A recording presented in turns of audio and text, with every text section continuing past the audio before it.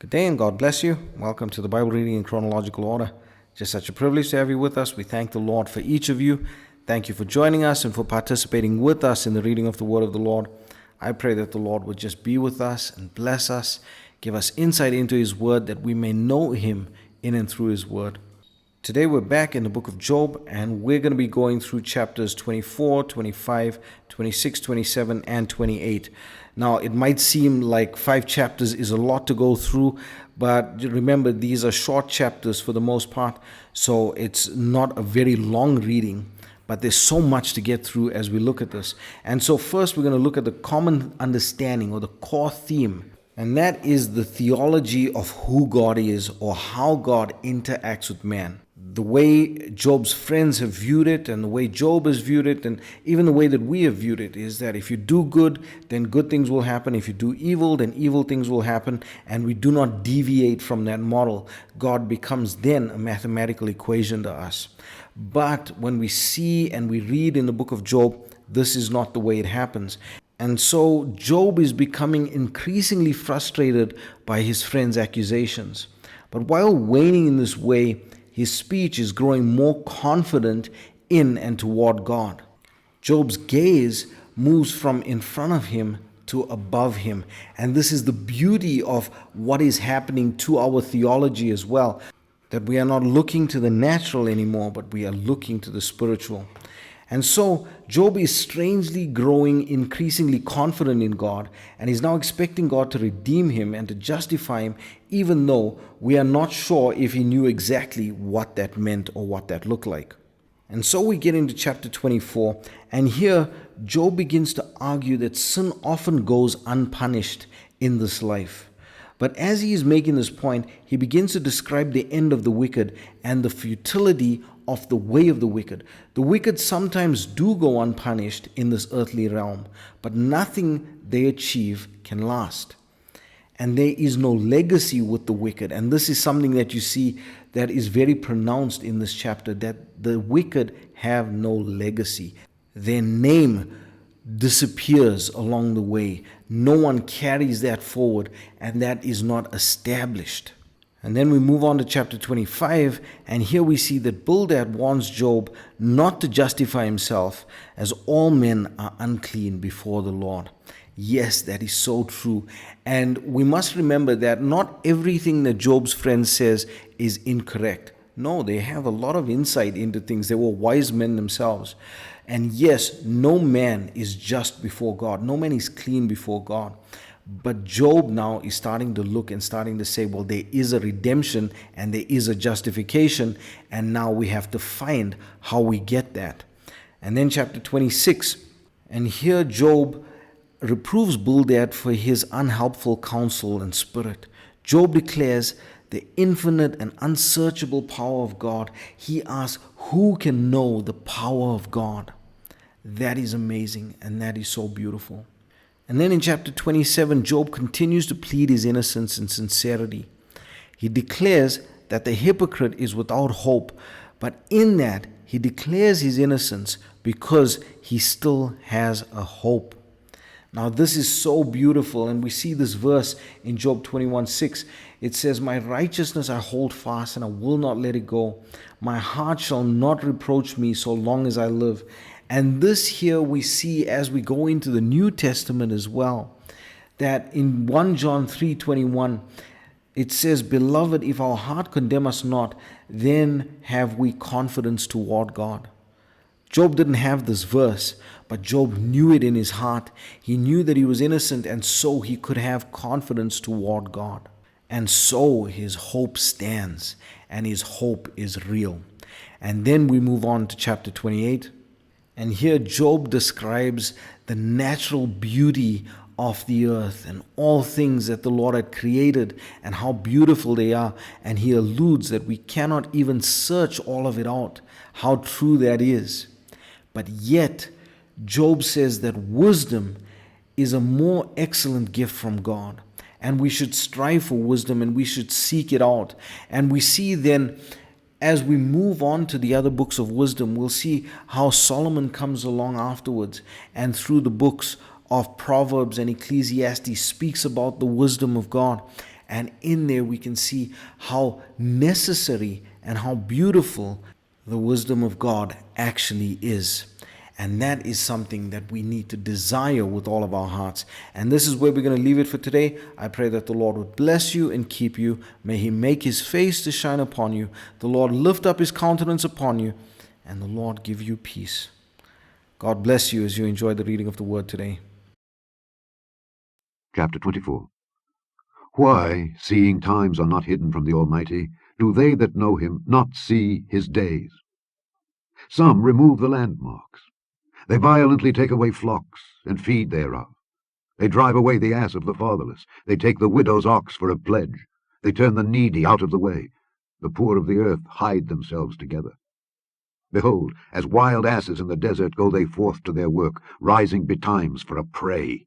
The wilderness yieldeth food for them and for their children. They reap every one his corn in the field, and they gather the vintage of the wicked.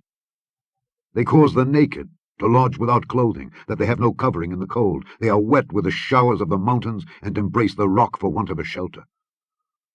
They pluck the fatherless from the breast, and take a pledge of the poor. They cause him to go naked without clothing, and they take away the sheaf from the hungry, which make oil within their walls, and tread their winepresses, and suffer thirst.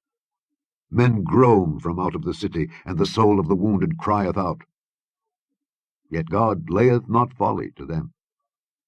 They are of those that rebel against the light. They know not the ways thereof, nor abide in the paths thereof. The murderer, rising with the light, killeth the poor and needy, and in the night is as a thief. The eye also of the adulterer waiteth for the twilight, saying, No eye shall see me, and disguiseth his face. In the dark they dig through houses, which they had marked for themselves in the daytime. They know not the light, for the morning is to them even as the shadow of death. If one know them, they are in the terrors of the shadow of death. He is swift as the waters. Their portion is cursed in the earth. He beholdeth not the way of the vineyards. Drought and heat consume the snow waters. So doth the grave those which have sinned. The womb shall forget him. The worm shall feed sweetly on him. He shall be no more remembered, and wickedness shall be broken as a tree. He evil entreateth the barren that beareth not, and doeth not good to the widow. He draweth also the mighty with his power. He riseth up, and no man is sure of life. Though it be given him to be in safety, whereon he resteth, yet his eyes are upon their ways. They are exalted for a little while, but are gone and brought low. They are taken out of the way as all other, and cut off as the tops of the ears of corn. And if it be not so now, who will make me a liar, and make my speech nothing worth? Chapter 25. Then answered Bildad the Shuhite, and said, Dominion and fear are with him. He maketh peace in his high places. Is there any number of his armies? And upon whom doth not his light arise? How then can man be justified with God? Or how can he be clean that is born of a woman? Behold, even to the moon, and it shineth not. Yea, the stars are not pure in his sight. How much less man, that is a worm, and the son of man, which is a worm. Chapter 26. But Job answered and said, How hast thou helped him that is without power? How savest thou the arm that hath no strength? How hast thou counselled him that hath no wisdom? And how hast thou plentifully declared the thing as it is? To whom hast thou uttered words, and whose spirit came from thee? Dead things are formed from under the waters, and the inhabitants thereof. Hell is naked before him, and destruction hath no covering. He stretcheth out the north over the empty place, and hangeth the earth upon nothing. He bindeth up the waters in his thick clouds, and the cloud is not rent under them. He holdeth back the face of his throne, and spreadeth his cloud upon it. He hath compassed the waters with bounds, until the day and night come to an end. The pillars of heaven tremble, and are astonished at his reproof. He divideth the sea with his power, and by his understanding he smiteth through the proud. By his spirit he hath garnished the heavens. His hand hath formed the crooked serpent.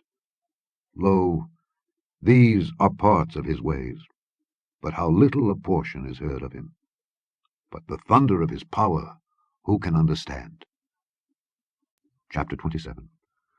Moreover, Job continued his parable and said, As God liveth, who hath taken away my judgment, and the Almighty, who hath vexed my soul, all the while my breath is in me, and the Spirit of God is in my nostrils, my lip shall not speak wickedness, nor my tongue utter deceit. God forbid that I should justify you. Till I die, I will not remove mine integrity from me. My righteousness I hold fast, and will not let it go. My heart shall not reproach me so long as I live. Let mine enemy be as the wicked, and he that riseth up against me as the unrighteous. For what is the hope of the hypocrite, though he hath gained, when God taketh away his soul? Will God hear his cry when trouble cometh upon him? Will he delight himself in the Almighty? Will he always call upon God? I will teach you by the hand of God. That which is with the Almighty will I not conceal. Behold, all ye yourselves have seen it. Why then are ye thus altogether vain? This is the portion of a wicked man with God, and the heritage of oppressors which they shall receive of the Almighty. If his children be multiplied, it is for the sword, and his offspring shall not be satisfied with bread. Those that remain of him shall be buried in death, and his widows shall not weep. Though he heap up silver as the dust, and prepare raiment as the clay, he may prepare it, but the just shall put it on, and the innocent shall divide the silver. He buildeth his house as a moth, and as a booth that the keeper maketh.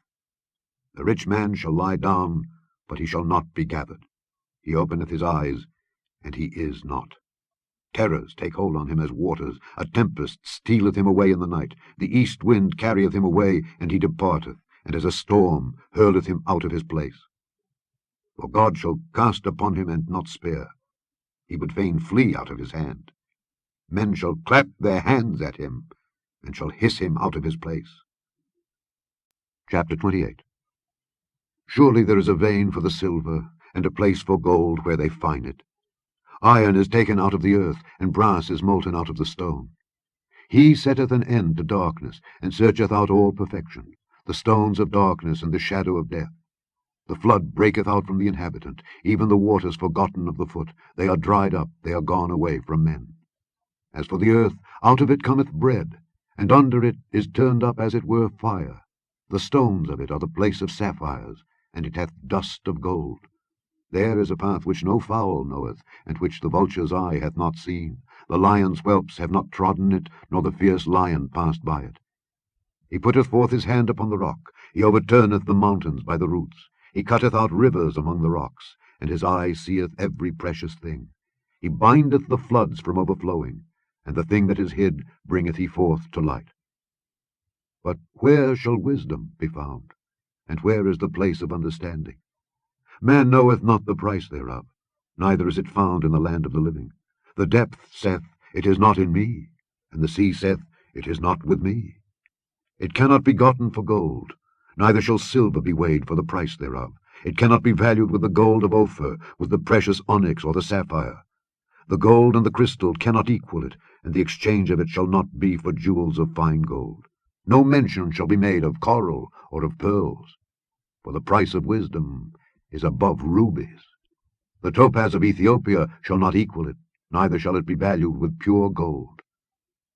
Whence then cometh wisdom? And where is the place of understanding, seeing it is hid from the eyes of all living, and kept close from the fowls of the air? Destruction and death say, We have heard the fame thereof with our ears. God understandeth the way thereof, and he knoweth the place thereof. For he looketh to the ends of the earth, and seeth under the whole heaven, to make the weight for the winds, and he weigheth the waters by measure. When he made a decree for the rain, and a way for the lightning of the thunder, then did he see it and declare it. He prepared it, yea, and searched it out. And unto man he said, Behold, the fear of the Lord. That is wisdom, and to depart from evil is understanding.